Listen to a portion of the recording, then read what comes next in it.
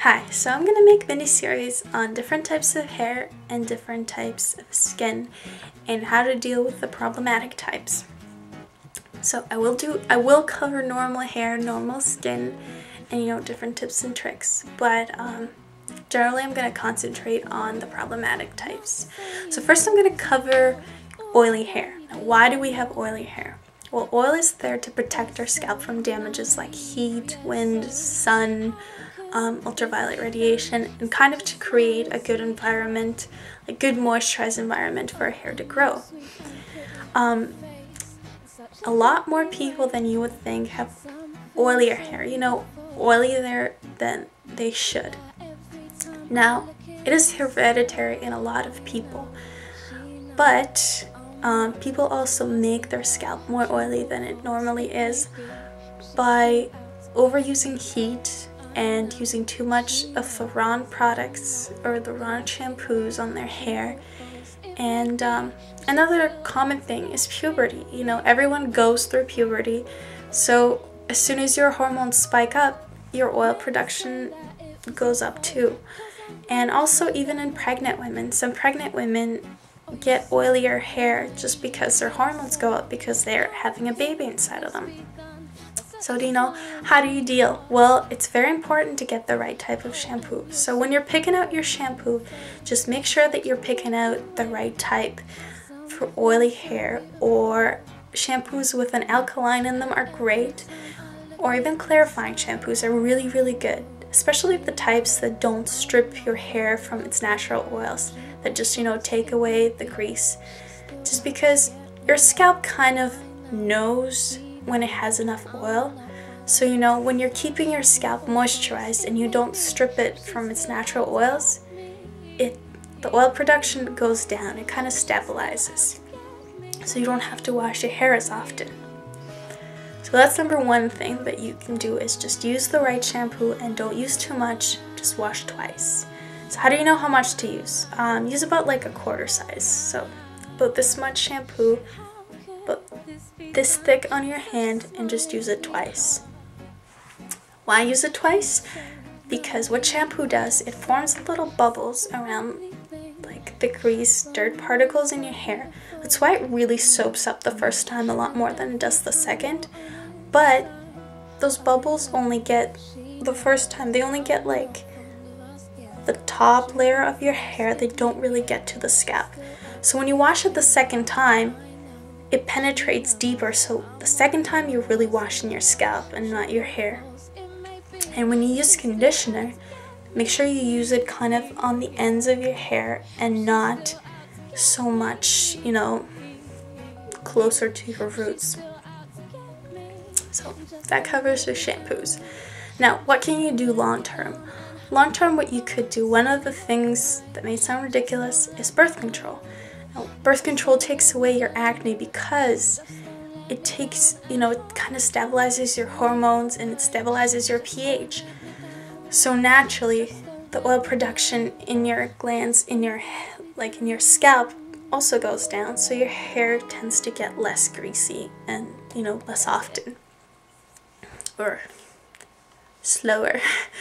So yeah, that's one great thing, to do if you're a girl.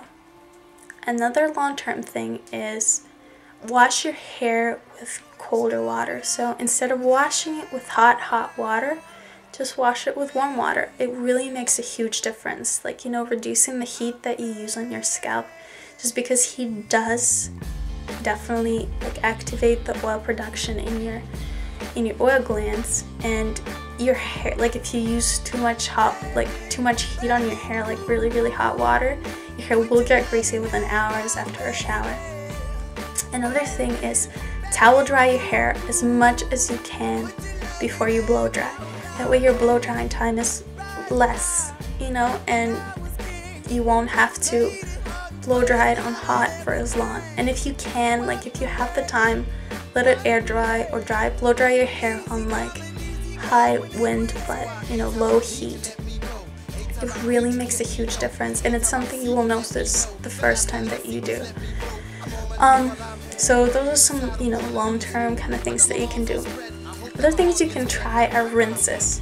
So if you mix stuff like lemon juice or orange juice, now use fresh juice, like straight from the fruit, and dilute it with water, like probably half and half, and just rinse your hair. It makes a huge difference.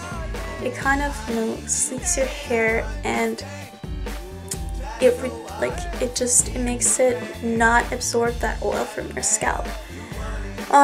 Another thing you can do is you can make a vinegar rinse. Now this is probably one of the best rinses, although it sounds gross, but it is very, very underestimated. And what you do is you take a 1/4 part vinegar and 3/4 parts of water, and you dilute the vinegar and water, and then you rinse it right after you wash your hair. And it really does make a difference. It makes your hair very, very shiny, and it makes your hair look very, very healthy, and it protects it from absorbing that excess oil from your scalp. And it doesn't smell. It smells when you do it, but then after a while, you know, after like half an hour of getting out of the shower, the smell goes away.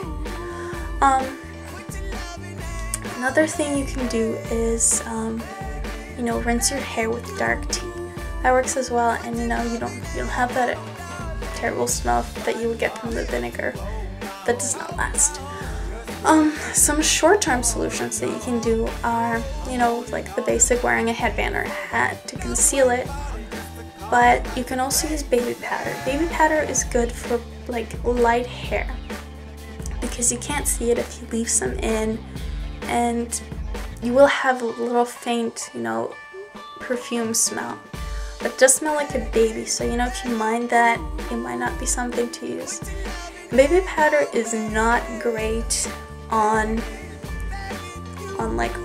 dark hair, just because even like my hair is not too dark, but if I use baby powder, you can see it, and I just kind of get like a gray glaze over my hair, and it just makes it look even worse. So instead of using baby powder, I would use dango at your baby. Sorry. Instead of using baby powder, I would use dry shampoo.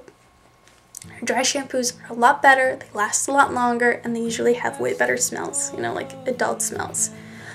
It sounds gross.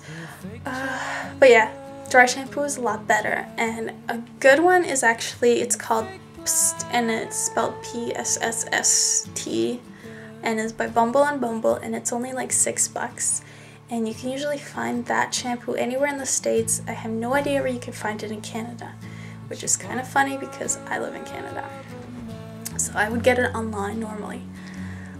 If you know where to get it in Canada, please tell me. So yeah, another short-term solution is using a toner or witch hazel. If you can go out and buy witch hazel, it works a lot better than a toner, but you know, toner might be something that you already have. So what you do is you just take like a cotton ball or a cotton pad. I would not use tissue just because it will soak through and it'll kind of leave like white flakes on your hair. So use a cotton ball. If you don't have cotton, you can use like, you know, a kitchen towel, maybe a paper towel. Paper towels are strong. Anyways, you soak that through in witch hazel or toner, and just kind of dab it along the roots of your hair, and it makes a huge difference. It really, like, you know, takes away that oil, and you know, until your next wash. But it does not last for a long time. Dry shampoo is the best option.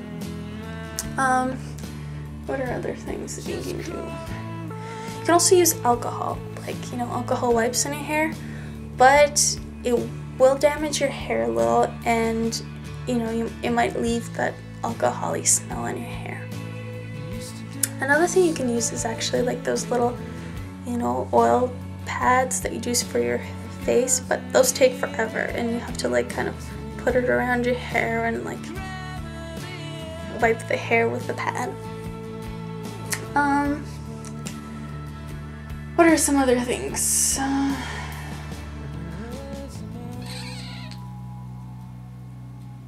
Oh yeah, you can tease your hair also. Teasing your hair kind of, you know, spreads out your hair, so without it clumping together, it doesn't look as oily. Also, if you tease your hair when you blow dry, you know, it gives you that volume, but it also stands up your hair, so it's further from the roots, so you can't absorb that oil. That's one other thing. I guess that pretty much covers the basics of it. I could really ramble on about this for an hour or two. But if you have any questions, or if I didn't really answer something that you were looking for in this video, please do comment, send me an email, or a video response, and I will try to respond to you. I will, you know, even if I don't know it, I will look into it, I will research it, I'll ask a hairdresser or, you know, a professional in this field, and I will find you that answer. So please don't hesitate to ask. I will get back to you. So yeah, I hope this video was helpful, and you have a great night. Where's the stop button?